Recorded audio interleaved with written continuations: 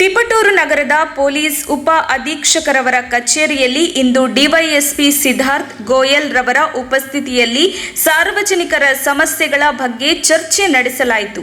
ಈ ಕಾರ್ಯಕ್ರಮಕ್ಕೆ ಪ್ರಮುಖವಾಗಿ ಮುರಳೀಧರ ಹಾಲಪ್ಪ, ಕಾಂಗ್ರೆಸ್ ವಕ್ತಾರ ಮಾಜಿ ಶಾಸಕರಾದ ಕೆ ಷಡಕ್ಷರಿ, ನ್ಯಾಕೆಹಳ್ಳಿ ಸುರೇಶ್, ಮಡೆನೂರು ಕಾಂತರಾಜು, ಲೋಕನಾಥ ಸಿಂಗ್, ಚಿಕ್ಕನಾಯಕನಹಳ್ಳಿ ತಾಲೂಕು ಮತ್ತು ತಿಪಟೂರು ತಾಲೂಕಿನ ಕೆಲ ಮುಖಂಡರು ಕಾರ್ಯಕ್ರಮದಲ್ಲಿ ಭಾಗಿಯಾಗಿದ್ದರು। ಕೆ ಷಡಕ್ಷರಿ ಮಾತನಾಡಿ, ತಿಪಟೂರು ನಗರ ಪ್ರದೇಶದಲ್ಲಿ ಹೆಚ್ಚಾಗಿ ಮಡ್ಕ ದಂಧೆ ನಡೆಯುತ್ತಿದ್ದು ಬೈಕ್ ವೀಲಿಂಗ್ ಮಾಡುವವರ ಸಂಖ್ಯೆ ಹೆಚ್ಚಾಗುತ್ತಿದೆ, ಈ ಕೂಡಲೇ ಗಮನ ಹರಿಸಬೇಕೆಂದು ಒತ್ತಾಯಿಸಿದರು।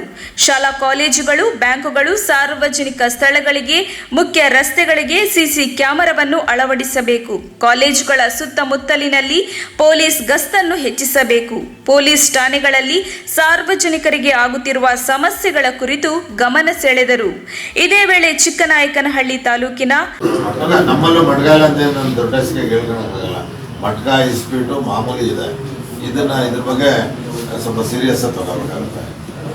ಹೆಣ್ಮಕ್ಳೇ ಫೋನ್ ಮಾಡ್ತಾರೆ, ನಮ್ಮೂರಲ್ಲಿ ಇಸ್ಬಿಟ್ಟು ಆಡ್ತಾವ್ರದ್ದು ಹೇಳ್ರಣ ಅಂತ ನಾನು ಎಷ್ಟೋ ಸರಿ ಫೋನ್ ಮಾಡಿ ತಿಳಿಸಿದ್ದೀನಿ, ನೋಡ್ರಿ ಅದೆಲ್ಲ। ಆಮೇಲೆ ಈ ಎಂಥದ್ದು ವೀಲಿಂಗ್ ಬೈಕು ಅದು ಬಹಳ ಇಂಪಾರ್ಟೆಂಟ್, ಅವ್ರ ಸಾಯಲ್ಲಿ ಬರೋಲ್ಲ,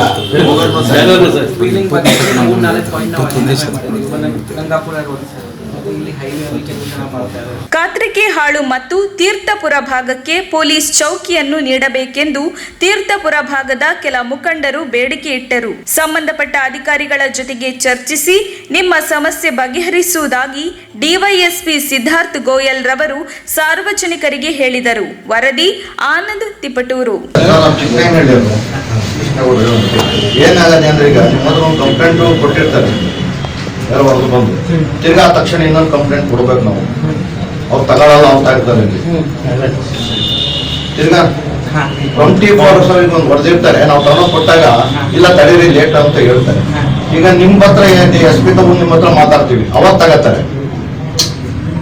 ನನ್ನ ಅನುಭವದಲ್ಲಿ ಯಾಕೆ ಅಂತ ಅಂದ್ರೆ ಕಂಪ್ಲೇಂಟ್ ಕೊಟ್ಟು ಇನ್ನೊಂದು ಕಂಪ್ಲೇಂಟ್ ತಗೋಬೋದಲ್ವ sir? Counter complaint maximum cases counter case ಆಗುತ್ತೆ। ನಮ್ಮ ಫ್ಯಾಕ್ಟ್ ಹೇಳ್ತೀನಿ, ನಮ್ಗೆ ಏನಾಗುತ್ತೆ, ನಾವು ಹೇಳ್ತೀವಿ ಸರ್, ನಾವು ಮುಖಂಡ ಕಡೆಯಿಂದ ಮಾತಾಡ್ತಾ ಇದ್ದೀವಿ, ತಡಿ ನೀವು FIR ಮಾಡಬೇಕು, ಬಟ್ ಒಂದ್ಸರಿ ಕೇಸು FIR ಆಗುತ್ತೆ, ನೆಕ್ಸ್ಟ್ ಅವರು ಕೂಡ FIR ಮಾಡೇ ಮಾಡ್ತಾರೆ।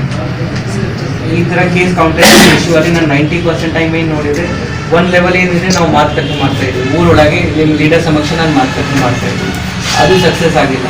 ಆಮೇಲೆ ಪೊಲೀಸ್ಗೆ ಬಂದು FIR ಕೊಡ್ತಾರೆ, ಒಂದು ಪಾರ್ಟಿ ಬಂದು FIR ಕೊಡ್ತಾರೆ।